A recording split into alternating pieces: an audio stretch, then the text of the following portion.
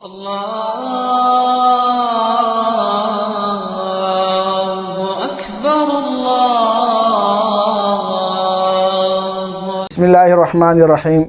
آج ہم اس مسئلے کی وضاحت کریں گے کہ گھڑی کس ہاتھ پر باندھنی چاہیے، دائیں ہاتھ پر یا بائیں ہاتھ پر۔ تو یہ بات تو واضح ہے کہ حضور صلی اللہ علیہ وسلم کے زمانے میں گھڑی تھی نہیں، لیکن گھڑی کے بالکل مشابہ گھڑی کی طرح ایک اور چیز حضور صلی اللہ علیہ وسلم کے زمانے میں استعمال ہوتی، وہ تھی انگوٹھی۔ اور انگوٹھی کا وہاں پر غرض دو تھے، ایک زینت کے لیے، دوسری ضرورت کے لیے۔ ضرورت زیادہ غالب تھی۔ ضرورت کے لیے ضرورت یہ تھی کہ وہ بطور سٹیمپ کے استعمال ہوتی۔ حضور صلی اللہ علیہ وسلم یا خلفائے راشدین جہاں پر خطوط بیچتے تو وہ بطور سٹیمپ کو انگوٹھی کو استعمال کرتے، تو اس میں ایک قسم کی زینت بھی آتی اور ساتھ ساتھ ضرورت بھی پوری ہوتی۔ تو یہی چیز گھڑی میں بھی موجود ہے۔ گھڑی میں ضرورت بھی ہے اور زینت بھی ہے، خوبصورتی بھی ہے۔ تو اب گھڑی کس ہاتھ پر باندھی جائے؟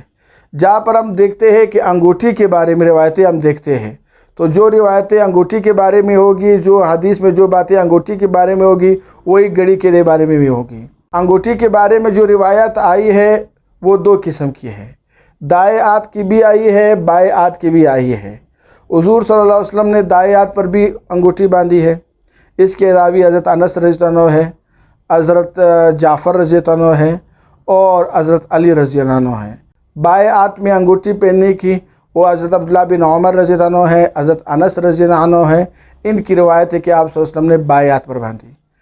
تو اب دائیں ہاتھ پر بھی باندھنا جائز ہے اور بائیں ہاتھ پر بھی جائز ہے، لیکن چونکہ گھڑی میں اکثر استعمال اس کا خیر کی طرف ہے، خیر کے کاموں کی طرف ہے، تو لہٰذا حضور صلی اللہ علیہ وسلم کی عادت شریفہ تھی جو بھی خیر کام ہوتے ہیں اس کو دائیں طرف سے شروع کرتے یا دائیں ہاتھ سے شروع کرتے۔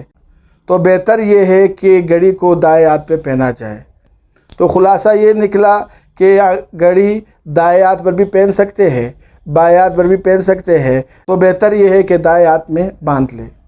القارعة ما القارعة وما أدراك ما القارعة